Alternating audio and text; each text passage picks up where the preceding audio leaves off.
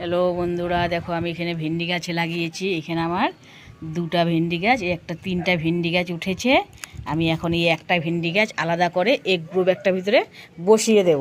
কিন্তু আমার তো মাটিটা তৈরি করতে হবে। মাটিটা তৈরি করার জন্য আমি কিছুটা এই যে ভার্মি কম্পোস্ট দিয়ে দেব, ভার্মি কম্পোস্ট মিশিয়ে নেব। আর কিছুটা আমি নিমখোল এই যে মিশিয়ে নেব, এই যে নিমখোল কিছুটা মিশিয়ে, যাতে পোকামাকড় না ধরে। এই যে মিশিয়ে নিলাম। তারপরে আমি এই গ্রো ব্যাগটার ভিতরে বসিয়ে দেব।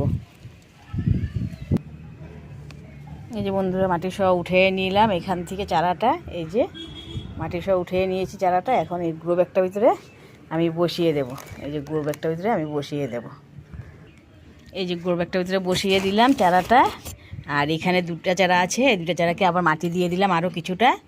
দেখছো বন্ধুরা, ভিন্ডি হলে তোমাদের সাথে শেয়ার করব। আমি তো এখন লাগিয়ে দিলাম।